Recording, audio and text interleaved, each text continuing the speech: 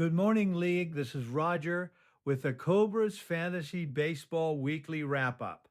Week 6 is in the books, 6 matchups, 2 ties, 4 decisions, and 1 quiet meditation on how a baseball season tries to teach you patience, whether you want it or not. Let's start with the lopsided one. Boss Hogg's Chicken Recipes took down Pete's shitty ass team 7-3. The headline was Shea Langoliers, who went 11 for 22 with 2 homers, 5 runs, 4 RBI, and a 1.496 OPS. That is a catcher line that warps the OPS column for the whole roster. Ben Rice, and yes, I noticed that he plays for the Yankees, chipped in 3 homers and 6 RBI. I will sit with that. 3 deep breaths. Moving on, Ranger Suarez tossed 8 shutout innings with 10 strikeouts to anchor the rotation. Pete got a heroic effort from William Contreras, 11 hits, 7 runs, 9 RBI, a 1.100 OPS, and a brilliant Clay Holmes line at 12 and 2/3 innings, 2 wins, 12 Ks, ERA under 1. It just wasn't enough to close the gap. Only Fams beat Primetime Jeffrey 6-4, and most of the damage was done by 2 bats. Pete Alonso went off for 3 homers, 8 runs, and a 1.330 OPS. Jordan Walker put up 11 hits, 11 RBI, 2 homers, 2 steals, a contribution in every hitting category. Emerson Hancock struck out 14 in 7 innings with a 1.29 ERA. Jeffrey did not go quietly. Chase Burns whirled 13 innings, 16 strikeouts, 1.38 ERA, and Christian Walker slugged 1.109. The pitching kept Jeffrey close. The offense ran into Alonso and Walker, crushed the return, and Acuna Matata played to a 4-4 draw, and the box score reads like a heavyweight fight that ended on the cards. Byron Buxton went 10 for 29 with 5 home runs, 7 RBI, 6 runs, 2 steals, and a 1.303 OPS, one of the great weeks any hitter has had this season. Julio Rodriguez added 2 homers and 6 RBI, and Max Fried gave up 2.38 across 11 1/3 with 11 punchouts. Crush answered with Ian Happ at a 1.203 OPS, Mitch Keller at 7 innings, 1.29 ERA, and Spencer Steer slugging 1.087 off the bench. As Yogi Berra once said, or maybe it was the Buddha, I get them mixed up, when you come to a fork in the road, take it.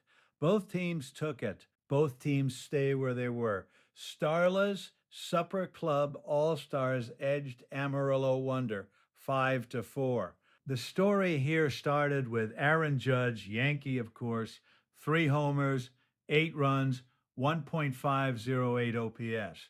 The kind of week that puts everyone around him on a pedestal whether they earned it or not. He was matched on the other side by Alec Burleson, 9 hits, 6 runs, 2 homers, 8 RBI, 1.157 OPS. The deciding edge came on the mound for Starla. Trey Savage threw 9 1/3 innings at a 0.96 ERA, and Chase DeLauder went 13 for 22, a 1.517 OPS that I had to check twice. Brice Durang scored 7 runs and 17 at-bats. Amarillo had the big bats. Starla had the depth. One category swung it. The creepy leaping base grabbers and tragic hardball also tied at 5. Kazuma Okamoto carried tragic with 4 homers, 11 RBI, and 7 hits in 27 at-bats.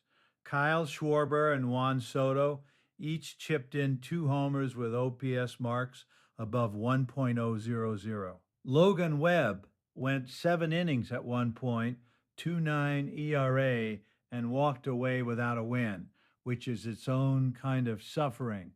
The base grabbers got Munetaka Murakami's 2 homers and 6 RBI, Otto Lopez slashing .944, and a stealth contribution from Ian Seymour.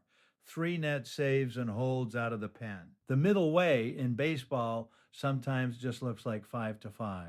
Two teams stared at each other and neither blinked. Ace Shairia says J.E. Pasquale took Sacres football 5-4, and the man who decided it was Jesus Luzardo. 13 and a third innings, two wins, 18 strikeouts, 1.35 ERA. That is a complete pitching staff in one body.